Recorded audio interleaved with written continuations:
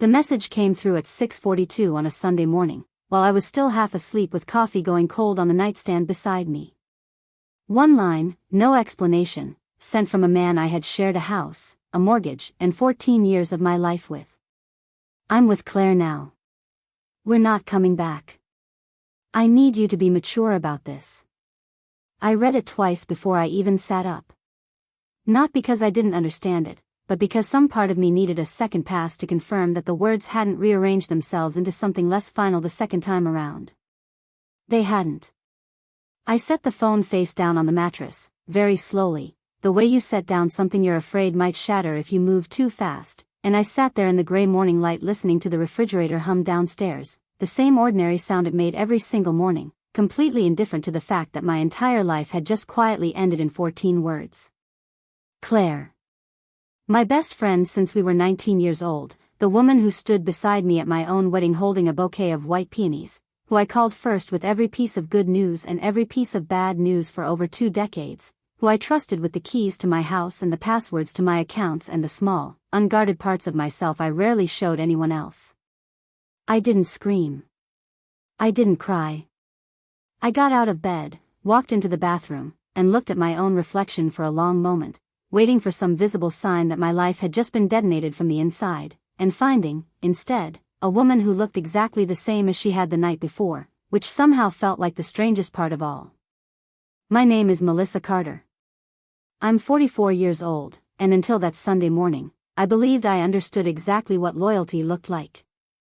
What I didn't yet know, standing in that bathroom with my husband's message still glowing on a phone in the next room, was that the 2 people who had just walked out of my life together too were about to discover something about me that 14 years of marriage had apparently never taught either one of them.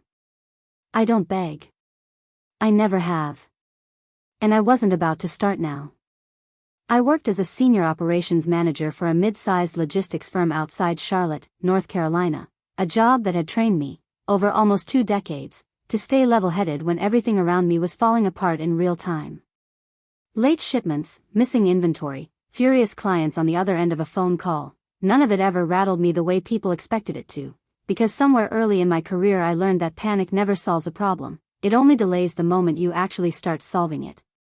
I never imagined I'd need that exact skill set standing in my own bathroom on a Sunday morning, but as I got dressed, made coffee, and sat down at my kitchen table with my phone finally in front of me again, I realized I was already doing the thing I had trained myself to do for 20 years. Assess the damage. Gather the facts. Decide what actually needs to happen next before letting the emotional weight of it slow me down. Marcus and I had built a life that looked, from the outside, almost enviably solid. A house we'd renovated room by room over a decade, 2 grown children who were now in college and building lives of their own, a shared history stretching back to when we were both 26 years old and certain, in that particular way only young people are certain, that we understood exactly what we were building together. Claire had been woven into nearly every part of that history. She was there the week I brought our daughter home from the hospital, sleeping on our couch for 3 nights because I was too exhausted and too anxious to be alone with a newborn. She was there when my mother passed away 6 years ago, sitting beside me at the funeral, holding my hand through every unbearable minute of it. I trusted her the way you trust someone you've simply never had a single reason to doubt, the kind of trust that becomes so foundational you stop noticing it's even there, the way you stop noticing your breathing until something makes breathing suddenly difficult. Sitting at that kitchen table, coffee finally warm in my hands, I thought about every dinner the 3 of us had shared over the years, every holiday, every ordinary Tuesday phone call between Claire and me that I now had to look back on with entirely new eyes, wondering how much of it had been real and how much had simply been careful, practiced performance. I didn't yet know how long this had been happening.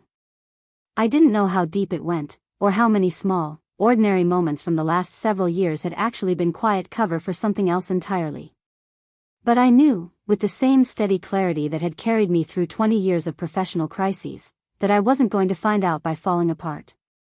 I was going to find out the way I found out everything that actually mattered. Methodically. Completely.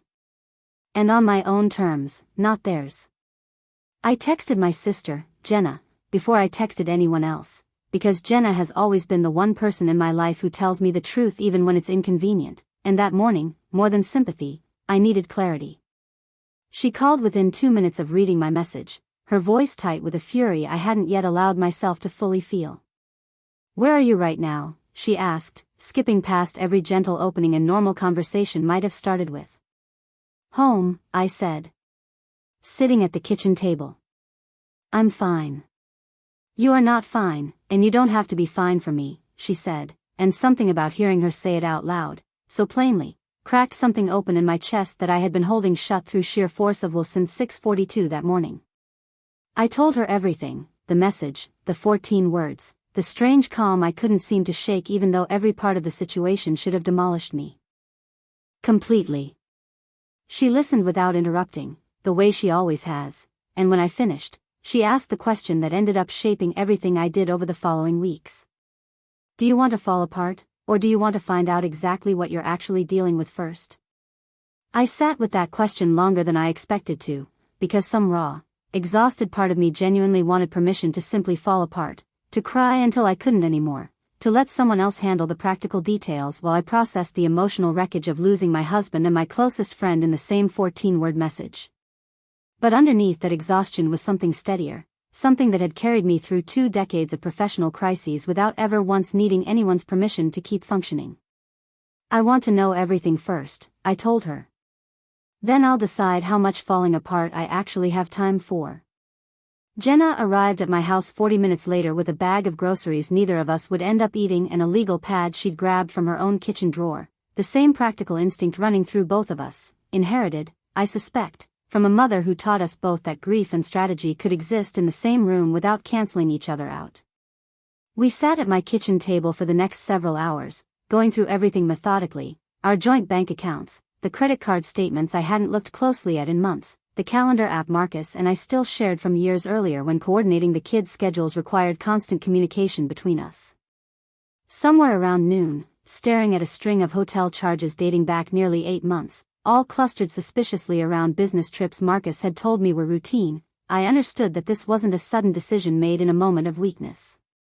This had been building, quietly and deliberately, for far longer than that single devastating message had suggested. The hotel charges told a story neither Marcus nor Claire had apparently expected anyone to read as closely as I was reading it that afternoon.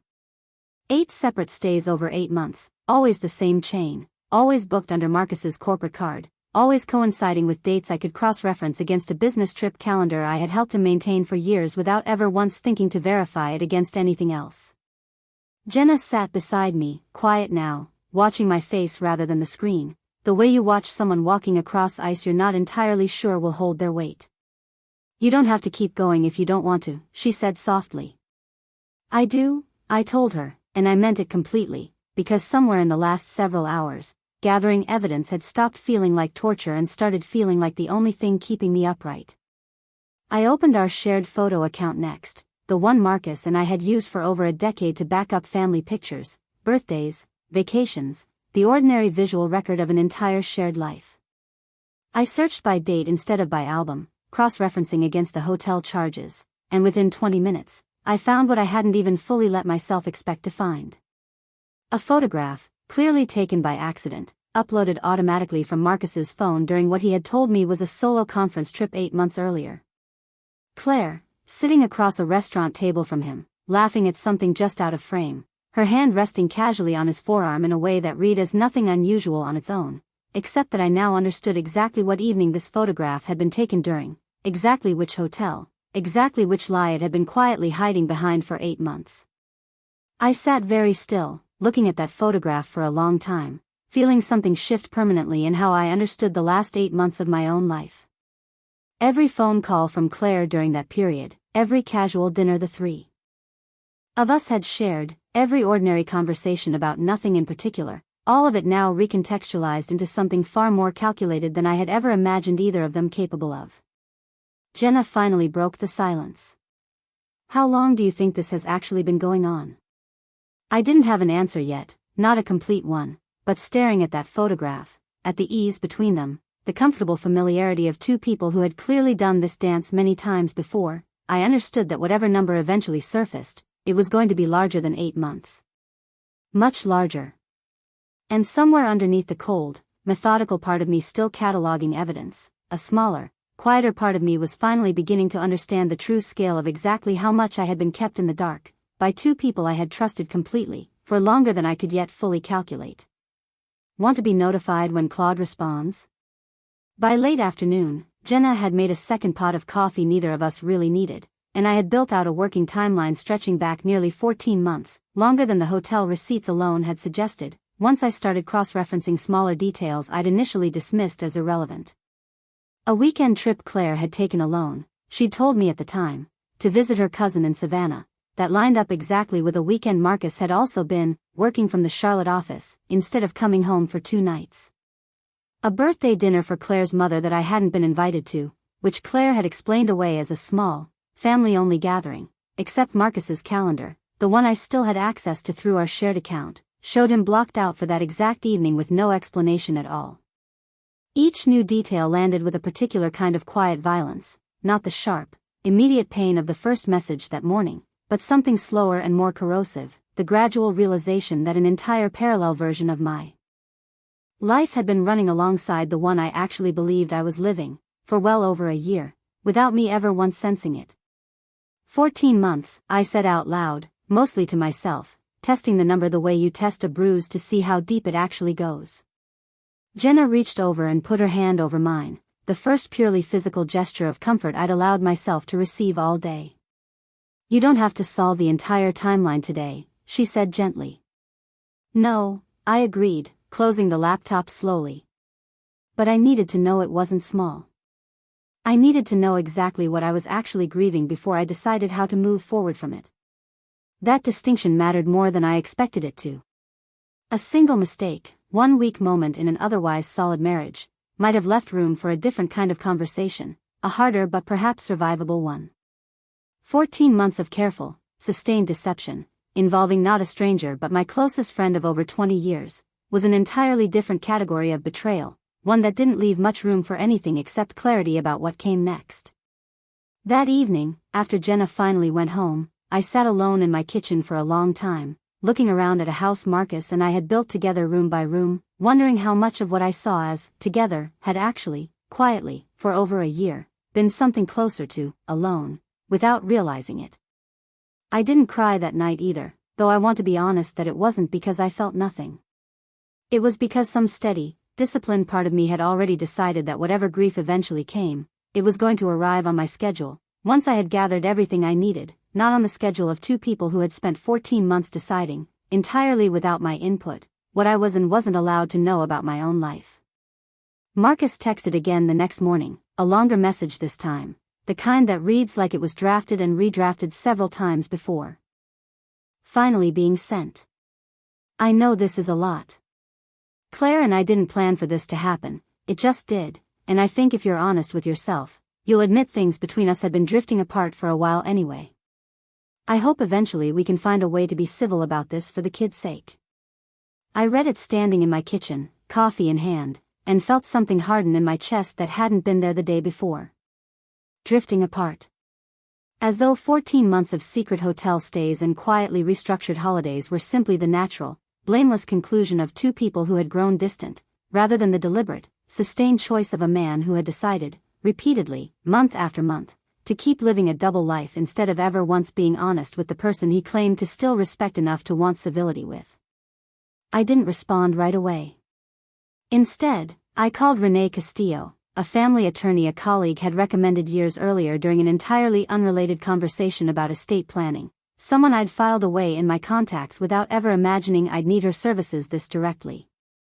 She agreed to see me that same afternoon, squeezing me into a schedule that was clearly already full, and I arrived at her office with the timeline Jenna and I had built, printed and organized by date, the hotel receipts, the photograph, the calendar discrepancies, everything laid out with the same methodical clarity I would have brought to any major operational problem at work.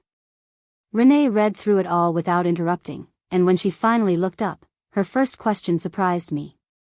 Do you want reconciliation to still be on the table, or are we building towards something else? I thought about Marcus's message, drifting apart, the casual, almost bored cruelty of reducing 14 months of calculated deception into something that sounded like ordinary marital fatigue. We're building towards something else, I told her, and I felt the truth of that. sentence settle into my chest with a strange, steadying weight, less like grief and more like the relief of finally naming something I'd been circling around all morning without quite landing on it. Renee nodded and began walking me through what came next, practically rather than emotionally, exactly the way I needed it handled. Financial disclosures. Asset protection. The formal process of untangling 14 years of shared life from two people who had apparently already decided, unilaterally, that the untangling had begun over a year earlier without bothering to tell me.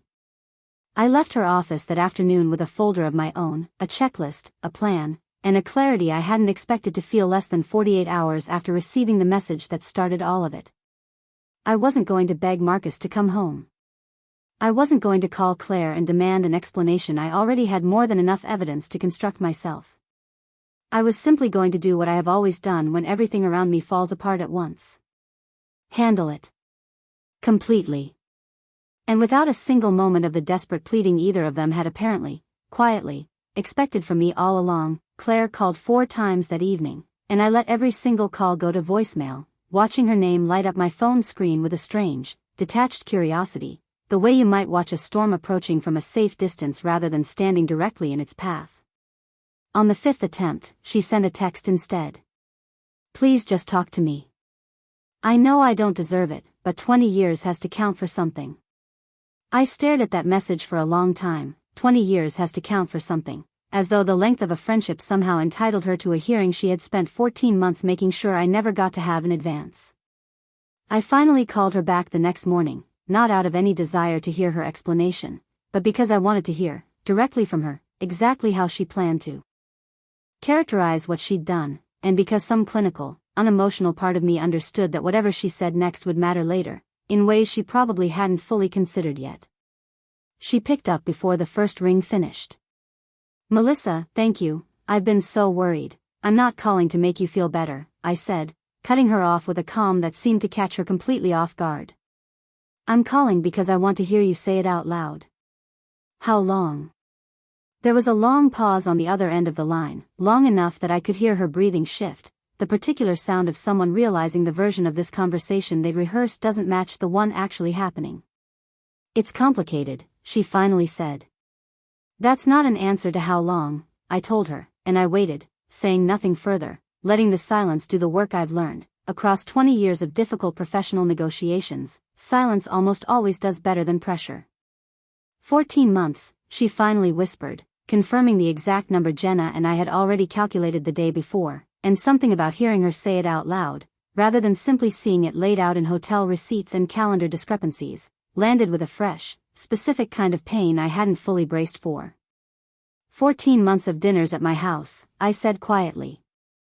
14 months of you asking me how work was going, how the kids were doing, 14 months of holding my hand at things that actually mattered while you were quietly building an entire second relationship with my husband. She started crying, the kind of crying that sounds genuinely remorseful and also, I noted with a coldness that surprised even me, entirely too late to matter. I never meant to hurt you, she said.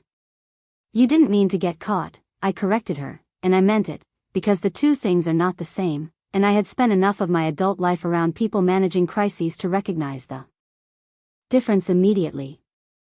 I ended the call without raising my voice, without crying, without giving her the emotional confrontation I suspect she'd been bracing herself for since that first unanswered call the night before. I simply hung up, set the phone down, and sat quietly in my kitchen, understanding that whatever came next between the three of us, it wasn't going to be shaped by anyone's tears except, eventually, on my own terms, my own. 2 weeks into the process, Renee's office received the financial disclosures, and what emerged from them added a layer to the betrayal I hadn't fully anticipated. Marcus had opened a separate account 11 months earlier, one I had never known existed, funded partly through a modest but steady redirection of funds from a joint investment account we'd built together over nearly a decade. Nothing dramatic, nothing that would have collapsed our household finances if it had continued unnoticed, but enough, consistently, month after month, to suggest a man quietly preparing an exit long before he ever intended to announce it. I sat across from Renee's desk looking at the printed statements, feeling less shocked than I expected, mostly because by that point I had already recalibrated my sense of what Marcus was capable of concealing. This changes the financial picture somewhat, Renee said carefully, in our favor, actually. Courts don't look kindly on unilateral asset redirection during an active marriage, especially when it appears to have funded, even partially, an undisclosed relationship. I nodded, absorbing the information the way I absorb any operational data at work, filing it into the larger picture rather than reacting to it in isolation. What struck me more than the money itself was the timeline it represented. 11 months of Marcus quietly building a financial exit strategy while sitting across from me at dinner every night, discussing our daughter's tuition payments, our son's upcoming graduation, the ordinary shared logistics of a marriage he had apparently already, privately, begun dismantling. I thought about every conversation we'd had over that period about our future, a kitchen renovation we discussed doing next spring, a trip to Portugal we'd started tentatively planning for our upcoming anniversary, and I understood now that I had been the only person in those conversations actually planning a future, while Marcus had already been quietly building an entirely different one, several rooms away from the life he was still pretending to share with me. That evening, I drove home from Renee's office and sat for a long time in my car in the driveway before going inside, not out of grief exactly, but out of a strange, heavy need to simply sit with the full scope of what I now understood, before walking back into a house that suddenly felt less like the home I'd built and more like a carefully maintained set, one Marcus had continued performing inside of long after he'd already, privately, moved on. I didn't call Jenna that night. I didn't call anyone. I simply sat in the quiet, absorbing the shape of 11 months of financial deception layered on top of 14 months of emotional deception, and I made a decision, sitting there alone in my driveway, that whatever came next in this process, I wasn't going to let either Marcus or Claire dictate the pace of it any longer. I was finished reacting to information as it arrived. From that point forward, I was going to be the one deciding what happened next, and when. Marcus asked to meet in person the following week, and I agreed, though not at our house, and not alone. We met at a neutral coffee shop halfway between his temporary apartment and mine, Renee's advice ringing clearly in my head about the wisdom of keeping any direct conversation both public and brief. He looked different than I remembered from just 3 weeks earlier, thinner somehow, the particular thinness of a man who has spent every night since being caught rehearsing conversations he still doesn't fully know how to have. "I don't expect you to forgive me," he started, which I noted immediately was almost the exact phrase Claire had used 2 weeks earlier, and I wondered, with a detachment that would have surprised the version of myself standing in that bathroom 3 weeks before, whether they had actually discussed and coordinated their apologies together, the way you prepare for any other difficult negotiation. "I don't expect an apology to undo 11 months of you moving money out of our shared accounts," I said evenly, "or 14 months of you having dinner in my house while sleeping with my best friends somewhere else." He flinched at that, visibly, and for a moment I saw something that might have actually been genuine shame, rather than the practiced remorse I'd been bracing myself for.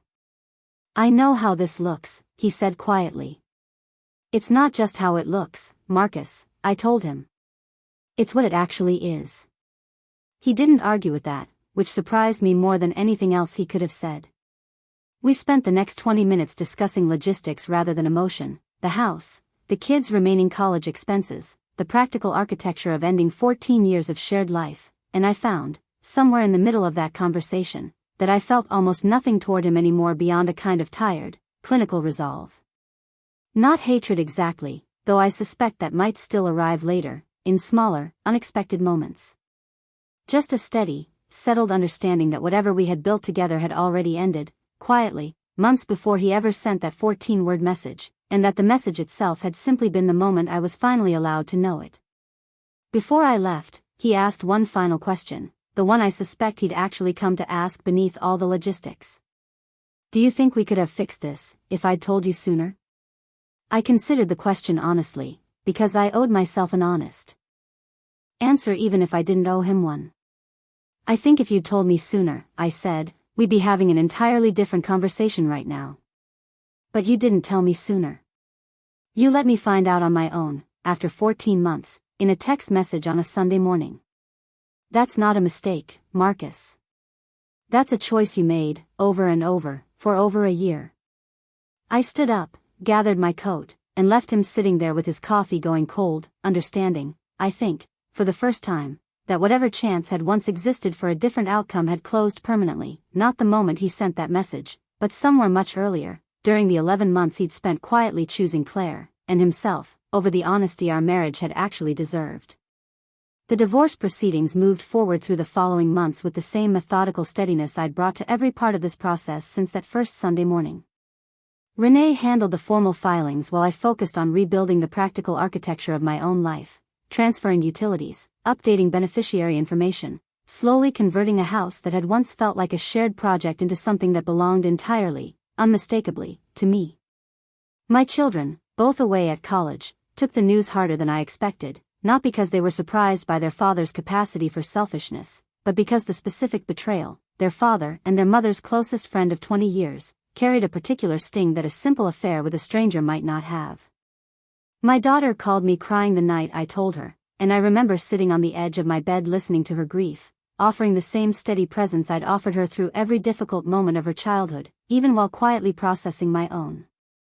"I don't know how you're not falling apart," she said at one point, and I thought carefully before answering, because I wanted to give her something true rather than something comforting. "I think I already did the falling apart part," I told her. Just privately, before I let anyone see it, because I needed to understand exactly what I was dealing with before I let myself feel the full weight of it. That distinction, I've come to realize over these past several months, is probably the closest thing I have to real wisdom out of this entire experience. Grief doesn't have to happen in front of an audience to be real. Strength doesn't mean the absence of pain, only the discipline of choosing when and how you let that pain move through you, rather than letting it dictate your decisions in real time. Claire reached out one final time near the end of the proceedings, a long email rather than a call, explaining, in far more detail than I'd asked for, the slow, gradual way her feelings for Marcus had developed, as though a more thorough explanation might somehow retroactively make 14 months of deliberate concealment feel less calculated than it actually was. I read the entire email once, carefully, the same methodical way I'd read everything else during this process, and then I closed it without responding, because I understood, finally and completely, that I didn't actually need her explanation. I already had everything I needed to understand exactly what had happened, and exactly why, and no additional paragraph of careful, remorseful language was going to change the fundamental shape of what 14 months of silence had cost me. 6 months after that Sunday morning, I sold the house Marcus and I had spent a decade renovating room by room, and I want to be honest that walking through it one final time, empty, before handing the keys over to the new owners, was harder than I expected. Any single moment in this entire process to be. Not because I wanted it back, but because grief, I've learned, doesn't always arrive attached to the thing you'd expect it to arrive attached to. It wasn't Marcus I grieved standing in that empty kitchen. It was the version of my own life I had genuinely believed I was living inside of for 14 years, solid, honest, built on the kind of trust one no longer take for granted with anyone. I bought a smaller house on the other side of Charlotte, closer to my office, with a kitchen I designed entirely myself, no compromise, no negotiation. Just the exact configuration I actually wanted, down to the smallest detail. My sister Jenna helped me move in, and on that first night, surrounded by half-unpacked boxes, we sat on the floor of my new living room eating takeout straight from the containers, and she asked me a question I hadn't fully let myself sit with yet. "Do you regret how calm you stayed through all of it?" I thought about it honestly before answering. "No," I told her. "I think if I'd let myself fall apart in that backyard, in that kitchen, in Renee's office, I would have made decisions out of panic instead of clarity, and I needed clarity more than I needed anyone's sympathy." She nodded, understanding, the way only a sister who has watched you build an entire personality around competence and steadiness for 44 years could understand. Work, strangely, became something of a refuge during those months, the familiar rhythm of solving operational problems, managing a team who had no idea what I was navigating privately, a small, steady reminder that I was still, underneath everything, entirely capable.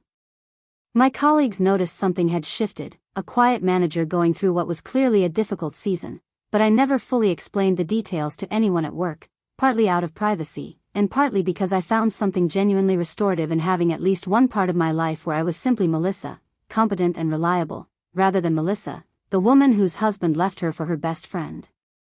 That distinction mattered more than I expected it to during those raw early months, having somewhere to exist that hadn't been touched by any of it. Even temporarily, even for 8 hours at a stretch during a normal workday. A year after that Sunday morning, I ran into Claire at a grocery store I hadn't realized we still both frequented, and the encounter, brief and entirely unplanned, ended up telling me more about how far I'd actually come than any deliberate reflection could have. She looked older somehow, tired in a way that had nothing to do with makeup or sleep, and when our eyes met across the produce section, I watched her freeze, clearly bracing for a confrontation she'd probably imagined a dozen different ways over the previous 12 months. I simply nodded, the small, neutral acknowledgement you might offer any distant acquaintance, and continued selecting vegetables for the dinner I was making that evening, entirely for myself, in the kitchen I had designed exactly the way I wanted it. She approached anyway, hesitant, the way you approach something you're not entirely sure is safe. "Melissa, I think about what happened almost every day," she said quietly. "I know that doesn't fix anything." I considered her for a long moment, not with the cold clarity of that first month, and not with the raw devastation of that first Sunday morning either, but with something quieter, something closer to simple, uncomplicated distance. "It doesn't," I agreed, "but I appreciate you saying it." I didn't offer forgiveness in that produce aisle, because I still didn't have it fully to offer, and I've stopped pretending, over this past year, that forgiveness arrives on any schedule except its own. What I did feel, walking away from that conversation, cartwheels squeaking slightly on the linoleum floor, was something I hadn't expected to feel at all. Not triumph, not lingering rage, just a kind of quiet, settled peace, the particular peace that comes from knowing you handled something difficult with exactly the integrity you wanted to bring to it, regardless of how the other people involved chose to behave. I heard, through mutual acquaintances rather than directly, that Claire and Marcus's relationship hadn't survived the transition from secret to public in the way either of them had probably expected it to, that whatever had sustained them through 14 months of careful concealment had apparently struggled once it no longer had anything left to hide behind. I felt, hearing that news, a complicated mixture of things I hadn't fully anticipated, a small, human flicker of vindication I'm not proud of but won't pretend I didn't feel, alongside a larger, steadier sense that their outcome, whatever it eventually became, genuinely wasn't my responsibility to manage or mourn any longer. I had spent 14 years being responsible for holding an entire family together.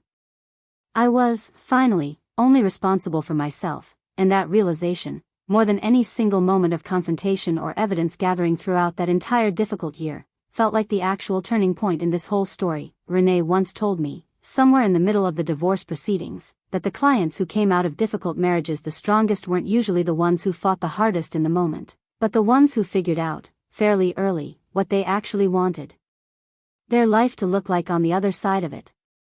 I didn't fully understand what she meant until almost 18 months after that Sunday morning, standing in my new kitchen on a random Tuesday evening, cooking dinner for one, comfortable in a silence that would have terrified me during my marriage and now felt like something closer to genuine peace. I had built, slowly and without any particular fanfare, an entire life that belonged completely to me, a small circle of friends who had proven their loyalty in ways that mattered far more to me now than they might have 18 months earlier, a career that had continued advancing steadily despite everything happening privately underneath it, a relationship with my adult children that had, if anything, deepened through watching me handle an impossible situation with a steadiness they later told me had genuinely changed how they thought about resilience. My daughter, home for a visit that spring, sat with me on my back porch one evening and asked a question I'd been quietly waiting for someone to ask for over a year. "Do you ever wish you'd begged him to stay? Fought harder to keep the marriage together?" I thought about the question seriously before answering, because I owed her, and myself, an honest response rather than a comfortable one. "No," I told her. Begging wouldn't have changed what he'd already decided, and it definitely wouldn't have undone 14 months of him choosing someone else, over and over, while I had no idea. The only thing begging would have done is teach me that my dignity was negotiable when things got hard enough, and I never wanted to teach myself that lesson, especially not in front of you and your brother. She was quiet for a long moment, watching the sunset settle over the small backyard I'd planted myself that first spring in the new house, and then she said something that stayed with me long after that conversation ended. "I think that's the thing I'm actually proudest of, watching you handle this. Not that you didn't hurt. I know you did. But that you never once made it look like you needed him more than you needed your own self-respect." I didn't have an immediate response to that, mostly because it landed somewhere deeper than words could easily reach, but I remember sitting there on that porch, watching the light fade, feeling something settle permanently into place that had been slowly rebuilding itself, piece by piece, for almost a year and a half. 2 years out from that Sunday morning, I've stopped thinking of that 14-word message as the moment my life fell apart, and started thinking of it, instead, as the moment I finally found out the truth about a life that had already, quietly, stopped being what I believed it was. That distinction matters more than I expected it to when I first started making sense of everything that happened. The betrayal itself, Marcus, Claire, 14 months of careful concealment layered on top of 11 months of quiet financial exit planning, none of that was ever something I could control or prevent, no matter how attentive or trusting or loyal I had been throughout our marriage. What I could control, and what I ultimately did control, entirely, was how I responded once I finally knew the truth. I chose evidence over emotion, not because I didn't feel the emotion, but because I understood, from 20 years of professional experience navigating crises, that clarity always serves you better than panic, especially in moments when the people who hurt you are hoping, quietly, that you'll be too devastated to notice exactly how much you're actually owed. I chose dignity over begging, not because dignity was easy in those early weeks. There were nights I sat alone in my kitchen wanting nothing more than to call Marcus and ask him to simply come home, to pretend none of it had happened, to return to the comfortable, familiar version of my life rather than face the difficult, uncertain one waiting on the other side of all this. I never made that call. And looking back now, from the steady, rebuilt life I've created since, I understand that not making that call was probably the single most important decision I made throughout this entire experience.